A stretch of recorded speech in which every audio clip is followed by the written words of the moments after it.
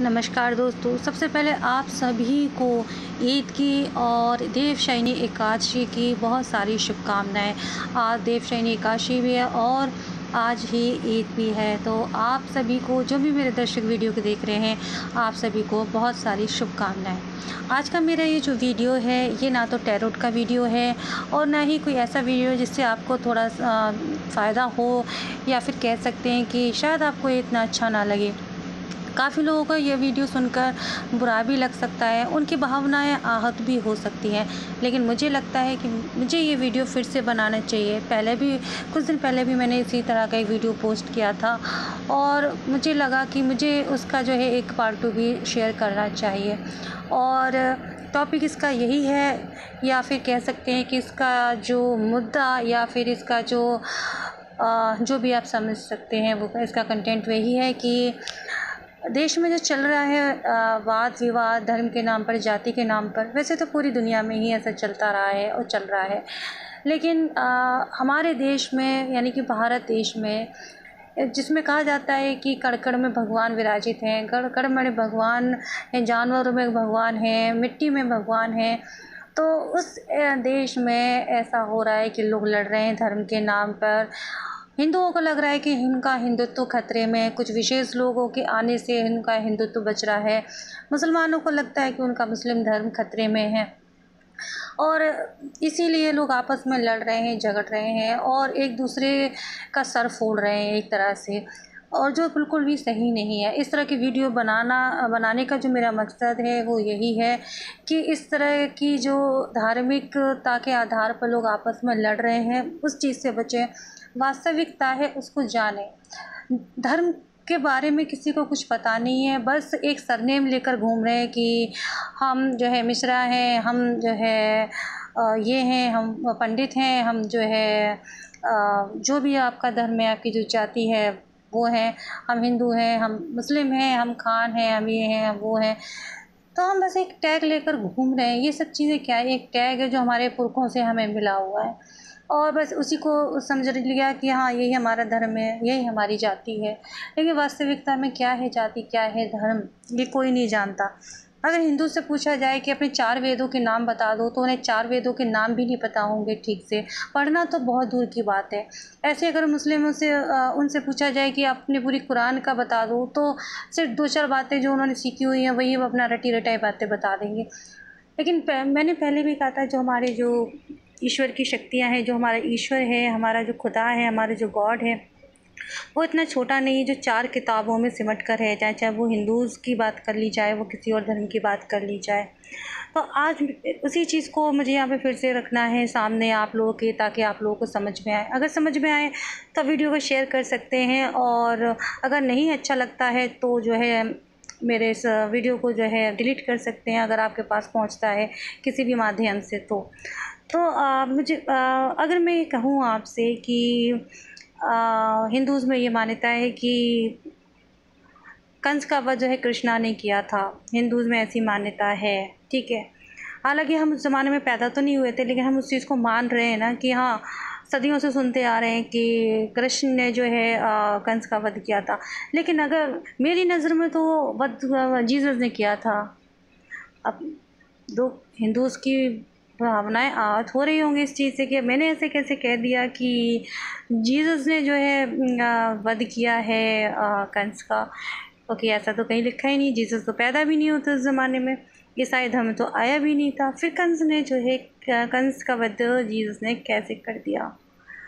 तो बात यह है कि आप लोग जब इस चीज़ को देख रहे हैं, या आप उस शरीर को देख रहे हैं, उस शरीर का जन्म जो है काफ़ी साल बाद जो है हुआ, आप उस एनर्जी को क्यों नहीं देख रहे हैं जो एनर्जी उस समय कृष्ण के रूप में विराजित थी? वही एनर्जी शिव जी के रूप में विराजित है, वही एनर्जी हमारी माता रानी के रूप में विराजित है। आप उस एनर्जी को क्यों नहीं देखते हैं? वही एनर्जी मोहम्मद में भी विराजित है, आप उस चीज़ को क्यों नहीं समझते हैं? मेरी नज़र में अगर बात करी जाए तो कृष्ण ने वध नहीं किया था, क्योंकि मुझे वो भौतिक शरीर से कोई मतलब नहीं है जो पैदा हुए थे, ठीक है। देवकी के पेट से जिन्होंने जन्म लिया था, मुझे उस शरीर से कोई मतलब नहीं है जिस शरीर का अंत हो गया था। मुझे तो उस एनर्जी से मतलब है जो इस पृथ्वी पर आई थी, जिसने एक भौतिक रूप धारण किया था और उसके बाद वो चली गई अपने जहाँ उसे जाना था, सर्वोच्च धाम में। उसके बाद फिर वो एनर्जी आई और जब देश काल परिस्थिति के अनुसार बुराइयां बढ़ी तो वो एनर्जी जो है दूसरे देश में हो गई और दूसरा शरीर उसने धारण किया और वो जीसस के रूप में वहाँ प्रकट हो गई। वही एनर्जी जो है मोहम्मद के रूप में पैदा हो गई जब उन्हें जिस जगह पे वो जन्मे वहाँ पे उनको जो ज़रूरत महसूस हुई। तो हम उस एनर्जी को क्यों नहीं देखते हैं? वो इसलिए नहीं देखते क्योंकि हम साकार भगवान के उसमें फंसे हुए हैं मोह में। हिंदू धर्म में साकार और निराकार दो तरह के मत चलते हैं। अगर हम साकार स्वरूप में देखते हैं तो हम इसी तरह से घूमते रह जाते हैं। अभी जैसे मंदिर का विवाद हुआ था कि मस्जिद में मंदिर के अवशेष मिले हैं और वहाँ पे पूजा करने का जो है जिद करते हैं हिंदू लोग, तो बस भौतिक स्वरूप को देख रहे हैं, भौतिक स्वरूप को। अगर आप वाकई में धार्मिक हैं, आप वाकई में आध्यात्मिक हैं, तो चाहे आपको मस्जिद में छोड़ दिया जाए, आपको चर्च में छोड़ दिया जाए, आपको गुरुद्वारे में छोड़ दिया जाए, अगर मुस्लिम हैं तो आप किस मंदिर में चले जाएं, गुरुद्वारे में चले जाएं, चर्च में चले जाएं, ईसाई हैं तो आप चाहे मंदिर देख लें, चर्च देख लें, कुछ भी देख लें, तो आपको सिर्फ और सिर्फ वो एनर्जी महसूस होगी जो एनर्जी बाकी जगहों पर है। लेकिन आप क्या करते हैं, चाहे वो आप किसी भी धर्म के हैं, चाहे आप मुस्लिम धर्म के हैं, आप हिंदू धर्म के हैं, आप उस एनर्जी को नहीं देखते हैं, आप देखते हैं सिर्फ वो भौतिक स्वरूप को। मुसलमानों में कहते हैं निराकार भगवान की पूजा करते हैं, वो जो है मूर्ति पूजा नहीं करते हैं, उनके यहाँ नहीं है। लेकिन कहीं ना कहीं आपके अंदर भी ये है कि आप भी मूर्ति पूजा का समर्थन ही कर रहे हैं इनडायरेक्टली। वो इसलिए क्योंकि अगर आप किसी मंदिर में बुराई करते हैं जाके, या मूर्ति पूजा का आप विरोध कर रहे हैं, या मंदिर में प्रवेश नहीं करते हैं ये सोच के कि हिंदुओं की जगह है, या चर्च में नहीं जाते हैं, तो कहीं ना कहीं आप भी जो है उस मूर्ति पूजा का समर्थन कर रहे हैं, जबकि आपके धर्म में नहीं है। क्योंकि अगर आप इस चीज़ को मानते कि ईश्वर की शक्ति को मानते, तो आप चाहे मंदिर में जाते हैं, कहीं भी जाते, तो आप उस चीज़ को फील करते, आप फील करते कि आपके अल्लाह की शक्ति यहाँ पर है। और अगर आप हिंदू हैं, तो अगर आप वाकई में हिंदू हैं, आध्यात्मिक है, तो आप मुसलमानों की जगह पे चले जाते, धार्मिक जगहों पे मस्जिद चले जाते, या जो भी उनकी धार्मिक जगह है वहाँ पर आप जाते, तो आप उस एनर्जी को महसूस करते जो आपके हिंदू देवी देवताओं में है। लेकिन नहीं, आप सिर्फ उस भौतिक स्वरूप में जो है विश्वास करते हैं, आप उस एनर्जी से कोई मतलब नहीं है। अगर क्योंकि आप वास्तव में आध्यात्मिक है ही नहीं, आप लोग सिर्फ और सिर्फ उस भौतिक स्वरूप को देखते हैं। हिंदूज़ में मान्यता है कि पुनर्जन्म की मान्यता है, तो क्या पुनर्जन्म जो है एक ही जगह, बस एक ही जगह पर ही होता है? कई ऐसे केस हम आपने देखे होंगे कि एक इंसान जो है भारत में मरा और विदेश में पैदा हो गया, या एक राज्य में एक इंसान मरा और दूसरे राज्य में वो पैदा हो गया। तो ये क्या चीज़ है? एनर्जी है तभी तो वो पैदा हुई। अगर एनर्जी नहीं होती तो फिर कैसे ये सब होता? तो हम ये कैसे मान सकते हैं कि जो भगवान जो आप पूजते हैं उनका जन्म भारत में हुआ, और वो इतने संकुचित हैं, इतने छोटे हैं कि अपनी 4-6 लीलाएं उन्होंने हिंदू में दिखा दी या भारत देश में दिखा दी, उसके बाद उन्होंने लीला दिखाना बंद कर दिया, उसके बाद उन्होंने बुराइयों का खात्मा करना ही बंद कर दिया, लोगों के अंदर से बुराई निकालना ही बंद कर दिया। तो क्या आप इतनी छोटी सोच के कैसे हो सकते हैं? क्योंकि बुराइयां तो समय के हिसाब से हर जगह बनती है और देश काल परिस्थिति के हिसाब से हर जगह बुराई बनती है। अब जब जीसस ने विरोध किया था कि चर्च में व्यापार नहीं होगा, लोग वहाँ पे बलि दिया करते थे जानवरों की, तो हिंदुओं में आज भी है, दिल्ली में कालका जी वगैरह में बलियाँ दी जाती हैं। तो जीसस ने इस चीज़ का विरोध किया था कि धार्मिक जगहों पर बलि नहीं दी जाएगी, किसी तरह का कोई व्यापार नहीं होगा। जैसे कि हिंदूज़ में होता है यहाँ पर भी कि फूल बेचे जाते हैं और कई तरह की मिठाइयाँ की दुकानें लगी रहती हैं। जीसस ने इस चीज़ का विरोध किया था कि इस तरह का जो है व्यापार नहीं होगा मंदिरों में, ईश्वर का घर पवित्र रखा जाएगा और ना तो किसी के रक्त से जो है ख़राब होगा, किसी निर्दोष का रक्त यहाँ नहीं चढ़ाया जाएगा, और ना ही यहाँ पे किसी तरह का व्यापार होगा। तो ये बुराई को ख़त्म करने के लिए वो एनर्जी वहाँ पर गई थी जो हमारे हिंदू धर्म में यहाँ पर है, और वही एनर्जी मोहम्मद साहब के रूप में वहाँ प्रकट हुई। हो सकता है कि वो सीधा उन्होंने जन्म नहीं लिया हो, लेकिन कहीं ना कुछ एनर्जी ने उनसे संपर्क तो किया और उन्हें देश काल परिस्थिति के अनुसार जो भी बुराइयां थी उस जगह पर उस बुराई को ख़त्म करने का जो है उन्होंने प्रयास किया। लेकिन हम लोग क्या करते हैं कि बस अपने ग्रंथों को सही मानते हैं, अपनी जो सदियों से पुरानी जो विचारधाराएं चली आ रही हैं बस उन्हीं को सही मानते हैं। हम बदलने के लिए तैयार ही नहीं हैं खुद को, जबकि सच सब कुछ है। क्योंकि हम जिस दिन उस एनर्जी को पकड़ लेंगे ना, उस एनर्जी को महसूस कर लेंगे, और जिस दिन वाकई में हम पुनर्जन्म की जो हमारी परिभाषा है उसको समझ लेंगे हिंदू लोग, तो उसी दिन ये जो धर्म के नाम पर लड़ाई करते हैं लोग, लड़वाते हैं धर्म के नाम पर, तो उस चीज़ से जो है हम लड़ना झगड़ना बंद कर देंगे। क्योंकि हमें महसूस होगा कि वास्तव में ये जो है कुछ नहीं है, सिर्फ एक एनर्जी है और भौतिक स्वरूप कुछ नहीं है। अभी हमारे हिंदूज़ में जो ग्रंथों में कहा गया है कि विष्णु जी ने मोहिनी रूप बनाया था, फीमेल का रूप बनाया था, एक स्त्री का रूप बनाया था, और उस स्त्री के रूप में जो भगवान शंकर थे वो फिदा हो गए थे। और इस कदर फिदा हो गए थे कि उन्होंने जो है मोहिनी से यानी कि विष्णु जी से शादी कर ली थी, जो कि ये दोनों गॉड मेल हैं, फिर भी इन्होंने शादी कर ली, एक फ़ीमेल बना और उससे उनको एक संतान पैदा हुई, यानी कि संतान भी पैदा हो गई। तो ऐसी मान्यता है। तो ये क्या भगवान हमें बताने की कोशिश कर रहे हैं, ये क्या उदाहरण वो दे रहे हैं? आज के समय में क्या होगा, एक पुरुष से शादी कर लेता है तो बच्चा पैदा कर सकता है क्या? लेकिन हमारे ईश्वर ने करा, हमारे भगवानों ने करा ये सब। तो इसका क्या मतलब है? अब लोग कहेंगे हिंदू उनकी लीला थी ये, तो लीला थी तो कुछ तो मैसेज वो दे रहे होंगे इस लीला के द्वारा, उस मैसेज को क्यों नहीं पकड़ रहे हैं? उनका ये मैसेज यही था कि ईश्वर का जो रूप है ना तो वो स्त्री है ना वो पुरुष है, और ये जो भौतिक स्वरूप है ना इस पे ध्यान नहीं देना है, हमें सिर्फ उस एनर्जी पर ध्यान देना है। वो उस एनर्जी को बताने की कोशिश कर रहे हैं कि वो जब दो एनर्जी, यानी ईश्वर की तो एक एनर्जी है, लेकिन वो जो चाहे वो जितनी एनर्जी बन सकती है और जितनी चाहे वो बना सकती है। तो जब वो उन्होंने इस मोहिनी रूप के द्वारा ये मैसेज हम लोगों को दिया, जिसको कोई साधु सन्यासी भी नहीं समझता है। किसी की निंदा करना मेरा यहाँ उद्देश्य नहीं है, लेकिन ये समझना ज़रूरी है। अगर आप वाकई में एक साधु हैं, एक सन्यासी हैं, ईश्वर से जुड़े हुए हैं, आध्यात्मिक हैं, तो आपको ये पता होना चाहिए कि ये क्या मैसेज वो देने की कोशिश कर रहे थे। तो आपको जो है इस चीज़ को समझना चाहिए।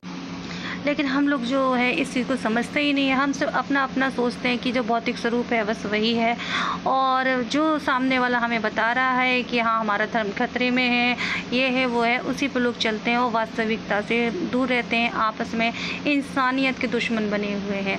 मैंने पहले भी कहा था कि आध्यात्म से जुड़ना चाहिए। आध्यात्म से जब हम जुड़ते हैं तो हमें अध्ययन होता है अपना खुद का, और जब हम खुद का अध्ययन कर लेते हैं तो परमात्मा का, ईश्वर का अध्ययन हमें खुद ब खुद हो जाता है। ईश्वर हमें बता देते हैं क्या सही और क्या गलत है। तो सबसे पहले हमें खुद से जुड़ने की ज़रूरत है, खुद का अध्ययन करने की ज़रूरत है, खुद के बारे में जानने की ज़रूरत है कि हमारा वजूद क्या है पृथ्वी पे, हम क्यों आए हैं इस दुनिया में, हम क्या ये शरीर हैं या फिर हम एक आत्मा हैं। आत्मा है तो क्या है, कहाँ से आए हैं, कहाँ को जाएंगे, हमारा मकसद क्या है इस जीवन में आने का। क्या हमारा मकसद सिर्फ लड़ाई झगड़ा करना है, जाति धर्म के नाम पर आग लगाना है देश दुनिया में? तो क्या हम इस काम के लिए इस दुनिया में आए हैं, किस लिए आए हैं? तो इस चीज़ को समझना बहुत ज़रूरी है। और दूसरा, हमें जब हम इस बात पे विश्वास रखते हैं, पुनर्जन्म की धारणा पे विश्वास रखते हैं, तो फिर हमें इस बात को भी समझना होगा कि चाहे आप मंदिर में जाएं, चर्च में जाएं, गुरुद्वारे में जाएं, मस्जिद में जाएं, तो हमें उस एनर्जी को नमन करना चाहिए, उस एनर्जी के बारे में सोचना चाहिए। जो एनर्जी इस देश में है, भारत में है, वही एनर्जी अरब में है, वही एनर्जी जो है इज़राइल में है, वही एनर्जी जो है यरूशलेम में है, वही एनर्जी हर जगह पर है। तो हम उस एनर्जी को अलग नहीं कर सकते हैं। इसलिए मैंने कहा कि अगर आपकी नज़र में कृष्ण ने वध किया है कंस का, लेकिन मेरी नज़र में जो वध किया है वो है जीसस को, कि मैंने सिर्फ उस एनर्जी को महसूस किया है। अगर मैं ये भी कह दूं कि मोहम्मद ने वध किया है कंस का, तब भी जो है मेरी बात जो है सही रहेगी, क्योंकि मैंने जो है इस भौतिक स्वरूप को नहीं माना, मैंने उस एनर्जी को माना जो कहीं भी जन्म ले सकती है और जन्म लेती है देश काल परिस्थिति के अनुसार, जब जब बुराइयां संसार में आती हैं। गीता में भी यही कहा गया है कि जब जब बुराइयां आती हैं तभी जो है परमात्मा जन्म लेते हैं, और परिवर्तन ही संसार का नियम है, ये भी हिंदूज़ की गीता में लिखा है। तो फिर जब इस बात पर आप यकीन रखते हैं, तो फिर आप कैसे भूल जाते हैं? अगर संसार में इतने सारे मत हो गए हैं, ईश्वर को मानने के अलग-अलग विचार हो गए हैं, तो फिर आप इस चीज़ को इनकार कैसे कर सकते हैं? अगर आप इनकार कर रहे हैं, तो वाक़ई में आपने इस चीज़ का अध्ययन नहीं किया। अगर अध्ययन किया है, तो आप इसको मान नहीं रहे क्योंकि आपके दिमाग में वो चीज़ नहीं बैठी है। फिर कहीं न कहीं जो है आपकी बुद्धि में ज़ंग लगी हुई है। तो इस चीज़ से आपको बाहर निकलने की ज़रूरत है और समझने की ज़रूरत है कि सच क्या है। गीता में ही भगवान कृष्ण ने अपना रूप दिखाया था, एक विशाल स्वरूप, जो विराट स्वरूप दिखाया था। उसे बताया था कि जिस भी स्वरूप को आप पकड़ो, आप मेरे पास ही पहुंचोगे। उन्होंने अनंत स्वरूप दिखाए थे। तो उस अनंत स्वरूप में अगर हम विश्वास करते हैं, तो हम ये कैसे भूल सकते हैं कि जो भी संसार में आज धर्म चल रहे हैं, तो वो अलग हैं। कहीं न कहीं अगर हम आध्यात्मिक हैं, तो वो जानेंगे कि वो सब एक चीज़, एक दूसरे से जुड़े हुए ही हैं। हम जिस भी मत को पकड़ लें, हम पहुँचेंगे उस परमेश्वर के पास, परमात्मा के पास ही, जो कि परम सत्य है। अच्छा, यहाँ पर एक बात और मुझे यहाँ पर बोलनी थी कि हमारे हिंदुज़्म में कई सारी चीज़ें ऐसी हैं, जैसे हमारे मंत्र हैं, तो वो सारे मंत्र काम नहीं करते हैं, जो कि प्राचीन काल में काम करते थे। और हमारे हिंदूज़ में हवन इत्यादि का जो विधान है, देवी देवताओं को प्रसन्न करने के लिए, बाकी धर्मों में नहीं है। तो लेकिन फिर भी चीज़ें तो काम तो करती हैं, तो ऐसा क्यों है? हिंदूज़ की मान्यता के अनुसार हमारे जो मंत्र हैं, वो सारे जो है भगवान शंकर के द्वारा बंद कर दिए गए, ताकि कलयुग में उनका मिसयूज़ ना हो। हालाँकि उसका एक विधान है खोलने का, लेकिन हर किसी के पास ना तो इतना समय होता है, ना ही कोई ऐसा गुरु होता है जो उस चीज़ को बता सके। तो बाकी जो धर्म है, कि क्रिश्चियन धर्म है, इस्लाम धर्म है, उसमें ऐसा नहीं है कि आपके मंत्र जो है बंद हैं, ठीक है? तो लेकिन ये चीज़ें जब उनके हिसाब से जो वहाँ बताई गई हैं, लोग करते हैं, तो ये काम करती हैं। तो कहीं न कहीं भगवान ने, जो हमारे ईश्वर थे, उन्होंने एक काम करा था कि जो एक कठिन विधि जो है, चाहे वो हवन की विधि है, वो भी हर किसी को नहीं आता है करना, तो एक कठिन विधि है। तो इस चीज़ को ख़त्म करने के लिए आसान विधि जो कलयुग में ज़रूरी थी, ईश्वर का नाम लेना जो ज़रूरी था, चाहे वो नाम आप खुदा के रूप में लें, अल्लाह के रूप में लें, गॉड के रूप में लें, ईश्वर के रूप में लें, भगवान के रूप में लें। तो मेन चीज़ थी, इस चीज़ को करने के लिए उन्होंने एक छोटे-छोटे सरल उपाय करे, और ये जो है लीलाएँ उन्होंने करी देश काल परिस्थिति के अनुसार। यानी उस ज़माने में लोग नाम नहीं लेते थे, लोग सिर्फ़ अपना सोचते थे, अपना खाना, अपना ये करना, और भ्रष्टाचार काफ़ी था देश दुनिया में, बुराइयाँ काफ़ी थीं। तो इस चीज़ को ख़त्म करके ईश्वर की तरफ जो है लोगों का झुकाव हो, और एक पूजा करना उनको एक बोरियत फ़ील ना करवाए, एक बोर ना लगे, बोझ ना लगे। तो ये छोटे-छोटे जो है उन्होंने कार्य करे हैं। अगर आप ये मानते हैं कि हमारा जो हिंदू धर्म प्राचीन है, निस्संदेह ये प्राचीन है, लेकिन इसके अंदर जो बुराइयां हैं, उसको ख़त्म करने के लिए, इसे बुराई भी नहीं कर सकते, लेकिन कलयुग में लोगों के पास इतना समय नहीं था कि ये सब विधान कर सके। अब तब भी विधान बहुत कम हो गया है। प्राचीन काल में तो और भी विधान हुआ करते थे, तो ये इंसान के ऊपर जो है बोझ बन जाते, और इससे ईश्वर का नाम लेना और भी ज़्यादा कठिन हो जाता। तो इस चीज़ को ख़त्म करने के लिए छोटी-छोटी लीलाएँ उन्होंने करी, जिन्हें लोग मानते हैं, और विशेष किताबें लिखी गई कि लोग इस तरह से करें और उनका जीवन इस तरह अच्छा हो, ईश्वर से वो जुड़े रहें। लेकिन इस चीज़ को लोगों ने समझा नहीं, और जो है जाने क्या-क्या अपने मन से सोच लिया, और दुनिया में अराजकता लोग फैलाने लग गए। तो एक तो मुख्य वजह और धर्मों की आने की ये भी है, और बाकी समय के हिसाब से हर पुरानी चीज़ में खामियां तो हो ही जाती हैं, और उस चीज़ को पूरा करने के लिए नई चीज़ तो आती ही आती है। तो ये भी एक वजह है। और अगर बात करी जाए कि प्राचीन समय में हिंदू धर्म था और कोई नहीं था, ये भी गलत है, क्योंकि हिंदू धर्म जैसा कुछ भी नहीं था, सिर्फ मानवता ही एक धर्म था। सतयुग में तो कोई धर्म नहीं था। अगर आप सतयुग को जानते हैं, मानते हैं, युग प्रथा में यकीन रखते हैं, तो सतयुग में तो कोई धर्म नहीं था। उसके बाद से ये धर्म बनना शुरू हुए, और उसके बाद अपने अपने मत बनना शुरू हो गए। तो ऐसा क्या है कि मत बाद में आ गए, जैसे जैसे स्थिति हुई बदली, हालात बदले, तो लोगों ने अपने अपने विचार बदले और एक मत स्थापित होता चला गया। यही मत जो है सनातन धर्म कहलाया, यही मत जो है इस्लाम कहलाया, ईसाई धर्म कहलाया। तो एक मत बनना शुरू हो गया, लेकिन वास्तव में कोई धर्म जैसी चीज़ थी ही नहीं हमारे प्राचीन काल में। तो आज का मेरा वीडियो छोटा सा वीडियो था, ये बताने का प्रयास किया है मैंने कि जो आप लोग आपस में लड़ते झगड़ते रहते हैं धर्म के नाम पर, जाति के नाम पे, तो ऐसा ना करें। अपनी वास्तविकता को पहचानें, क्या है धर्म, जाति और क्यों चीज़ आई। तो मेरा एक छोटा सा प्रयास रहा है आप लोगों को बताने का। अगले वीडियो में मिलेंगे बहुत जल्दी, और इस शायद सीरीज़ को मैं आगे भी जारी रखूं ताकि और आप लोगों को सही सही जानकारी मिले, और जो आप लोग के जो दिमाग घुमाए गए हैं लोगों द्वारा, तो थोड़ी सद्बुद्धि आप लोगों को मिले। आध्यात्म से आप जुड़िए, अपना अध्ययन आप कीजिए, मेडिटेशन कीजिए, ईश्वर से बोलिए कि मुझे सही रास्ता दिखाएं, और तभी आपको सही